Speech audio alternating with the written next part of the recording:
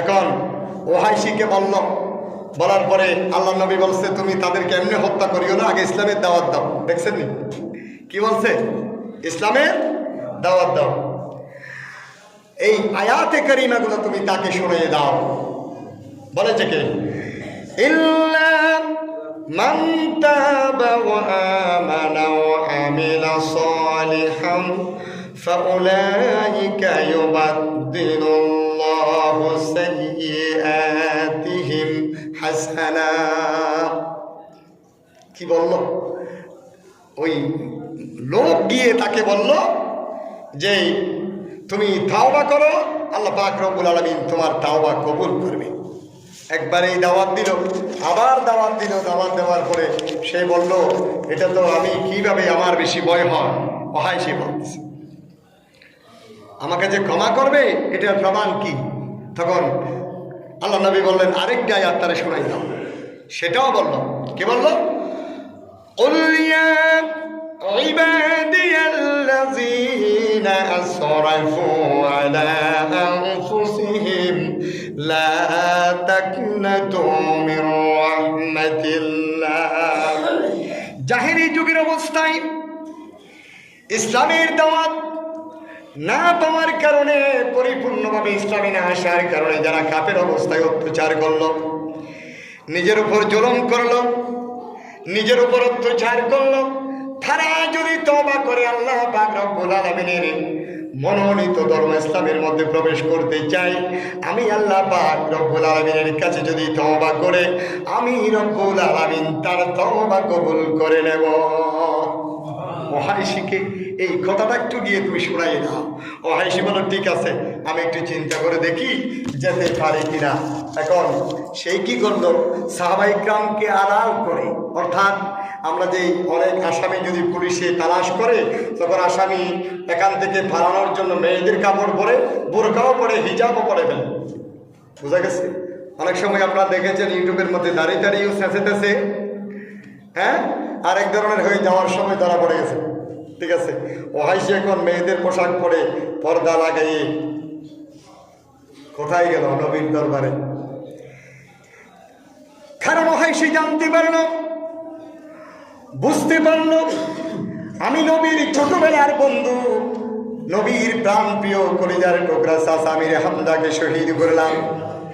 আর আমিরে হামজার শহীদ নবী এত বেশি ভালোবাসতেন, আমিরে হামজাকে কখনো আল্লাহর নবী সহ্য করতে পারবে না। নবী আমাকে ছড়াও হয়ে আমাকে হত্যা করার আদেশ দিত, হত্যা করার আদেশ দিয়েছে। ঠিক সাহাবায়ে কেরাম চতুর্দিকে তরবারি নিয়ে ঘুরে, কারণ আমার কাছে বিশ্বাস আছে নবী হলো রাহমাতাল লিল আলামিন, তাদের কোরআনে কিতাবের মধ্যে বলেছে।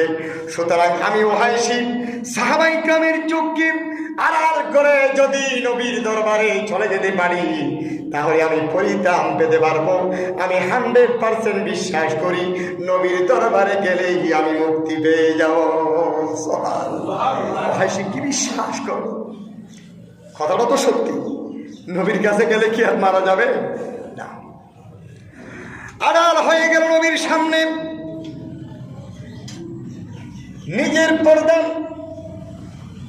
নিজের অবয়ব থেকে যখন পর্দা সরাই, চেহারা থেকে পর্দা সরানো, আর বলল নবী আমি আপনার দরবারে আসলাম, আমি কালিমা পড়ে দিলাম লা ইলাহা ইল্লাল্লাহু মুহাম্মাদুর রাসূলুল্লাহ।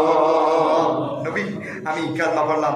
বলল সাহাবায়ে কেরামরা তরবারি করে ওমর দূরে এসে বলল ইয়া রাসূলুল্লাহ, দেব ওমর রাখো।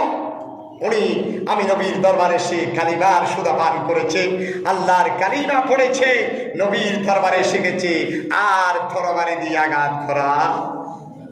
ইয়া রাসূলুল্লাহ, উনি তো তরবারির ভয়ে, আপনার ওমরের তরবারির ভয়ে কালিমা পড়েছে, তুমি কি তার অন্তরের মধ্যে ঢুকে দেখেছো? রাসূল বলেছে তুমি কি তার অন্তরে? দেখেন কি নবী আমরা পেলাম। নবী তারাহনে ওয়ালা, নবী বাঁচানে ওয়ালা। ওরে বাঁচাইছে না, তরবারি থেকে বাঁচাইছে না। প্রাণের চেয়ে প্রিয় তাই, প্রাণের চেয়ে প্রিয় তাই নবীকে জানো, ভালো যদি বাসতে হয় নবীকে বাসন, ভালো যদি বাসতে হয় নবীকে বাসন।